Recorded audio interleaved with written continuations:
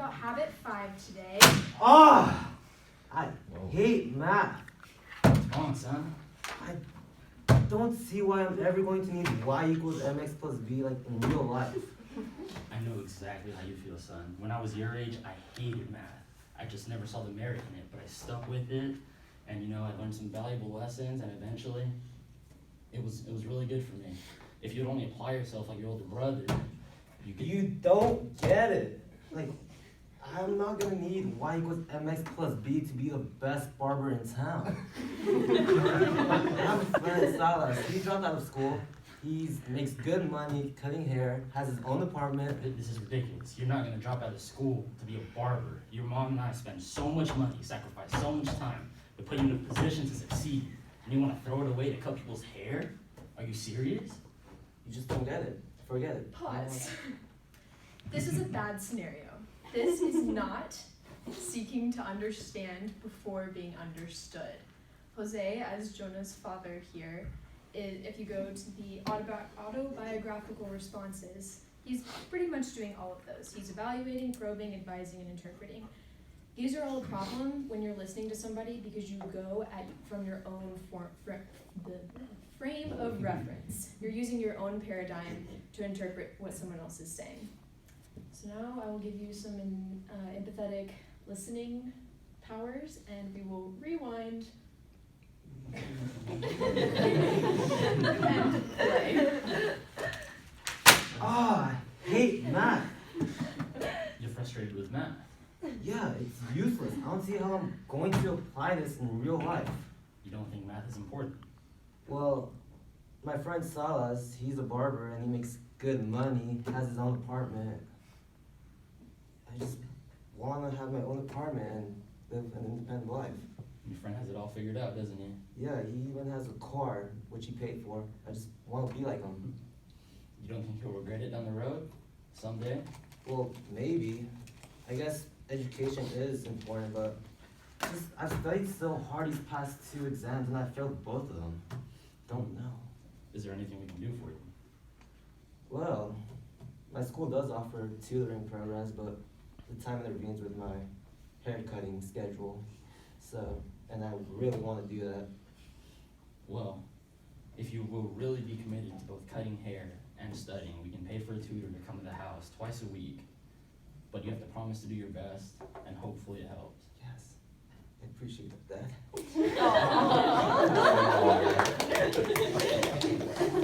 Scene.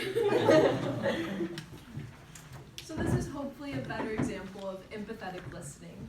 As you'll see on the sheet, empathetic listening is when you try to get inside someone else's paradigm to understand what they're saying. So you are seeking first to understand, and then you can be understood.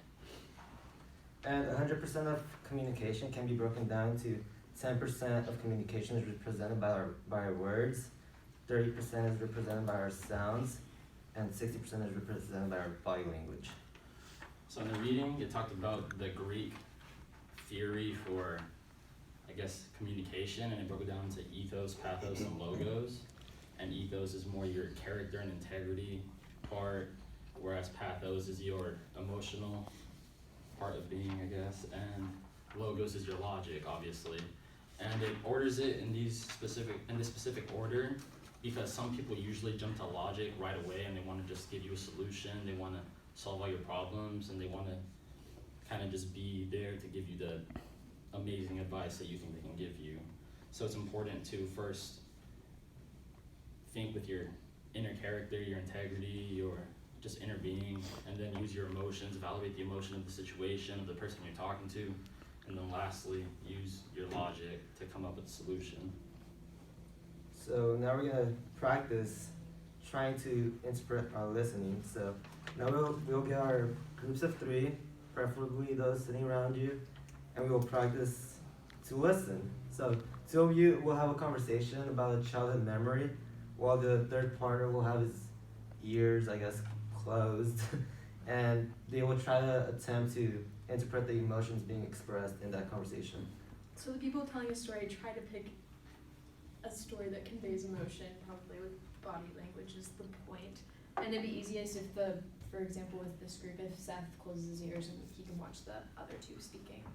can have a couple minutes to try that out, and then we'll come back together and see if you guys were able to interpret emotions without listening to the actual words being said. So,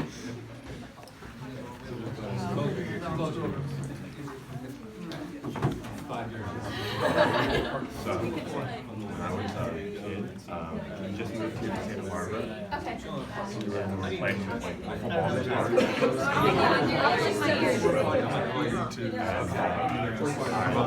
I went straight up, and then I just wanted to hit again, and I didn't know that was my brother. So I hit him in the head. Yeah, it was a lot of blood and yelling. When I was like 8 years old, I went on a family vacation. I was super, I had so much energy. I was a light back wall and I just needed to get all my energy out. So Playing, and we always run up and like around the tree and then run down like really short, small hills. And my dad was busy watching me, and I was running up and down, and I and I came back with like the bruises and scratches, like a black eye and everything. I had bangs at the time, and then like my mom was checking me, and she was like, "Oh my God, she's in there," and then she moved my bangs, and I had like a big bruise here, so I have a dent like on my forehead, like sometimes you can see it, and so like she got mad at my dad for not treating me thoroughly to see if I was okay. I landed in my arm and that was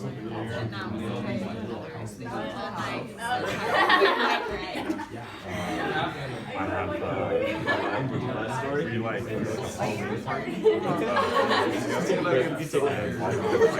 should do it where now you guys talk so we can listen. Instead of you have to really really and I jumped the fence on the board with the nail. Like at first I didn't feel anything. I just kind of knew something happened. So I was like, oh, and it was like pitch black. Oh, like I gotta get inside of the. We tagged me and I'm like, I gotta get inside. So I just went to the fingers the whole thing. Alright guys, if we could have your attention again.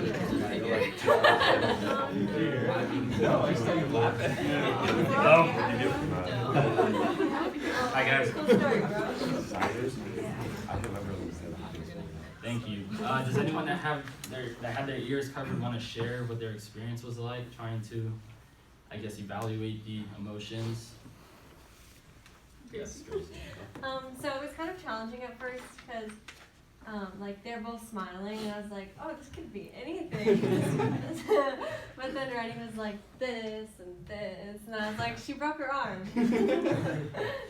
Was that right? That was right.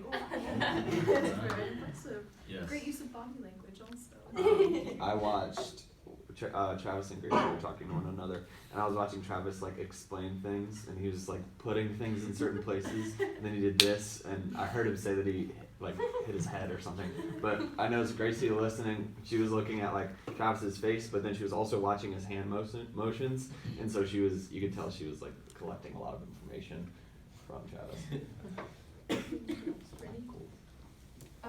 I listened to Nora and Leah, and Nora was telling a really happy story, and I could tell like 30 seconds into it because she would just like slowly start smiling, and then she was like this, and it was like she was like this, and like doing all these like super happy, and she always kept coming back, and it was so cute.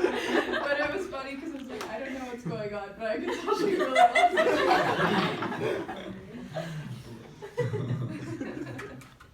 Ashlyn? So I was listening to Ray and Davis, and at first I thought it was a really like funny and good story because Davis was like smiling and like he seemed happy, but then I found out after that it wasn't, so it was really weird. So that's definitely one of the challenges. Sometimes our interpretations of body language aren't correct, but that's just, it's a skill to practice, and that's what the chapter talks about.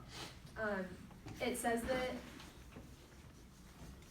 listening to understand and then to be understood, it's always in your control. So the first 3 habits were about building a strong inner core, and the next 3, 4 are about your interpersonal relationships, so building good teamwork, being effective in a business or something like that.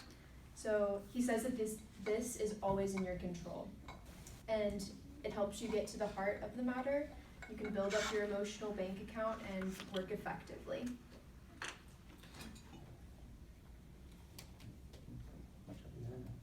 Well, I thought about seek first to understand, then to be understood. I struggle with that because when I'm listening, I'm not actually listening. I'm having a reply in my head. So one thing I would take out of it is listen with intention, and the reply will come, because I'm always afraid to say the wrong thing.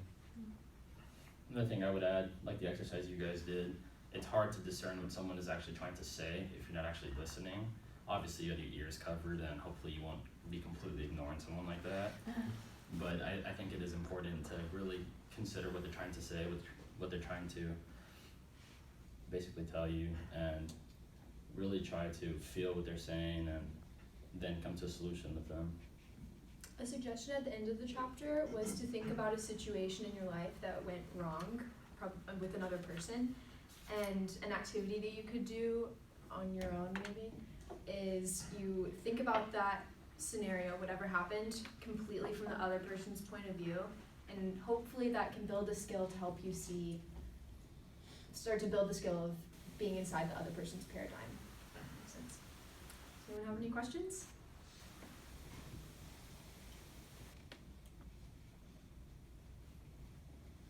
Cool, thank you.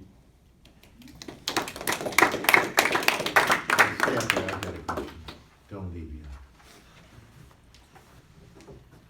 Can you give a personal example, one or two of you, of when you have seen empathic listening and when you have seen the opposite end of that spectrum? I have a particular friend who she's very emotionally intelligent, I would say, but she isn't a very good listener. So you'll be trying to tell her something that's going on in your life, and she'll usually tell you how you feel. And I'm usually like, oh, actually that's not true at all. So that would be a bad example. And I think a really good example in my life would be my dad. He has just developed that skill really well. He asks good questions, and you can just really tell that he cares about what you're saying about, what you're talking about. Thank you. I think personally, I've had situations where a friend needed to talk, and I've definitely done both, where I've not listened very well and I've listened empathetically. And for me, when I listen empathetically, it's more just letting them talk, letting them really say what they want to say, and I'm just there to support and not necessarily give a solution, because obviously I can't have a solution to everyone's problems. I don't even have any for mine. So I think I just learned to let them say what they want to say as opposed to trying to fix all their issues. Going back to what I said, I'm always afraid to say the wrong thing. I want to say the right thing, and that tends me to listen to some parts of the conversation and already start coming up with a reply in my head. So I feel like listening and actually being intentional with my listening skills will later develop my actual response skills. Thank you. All three of you.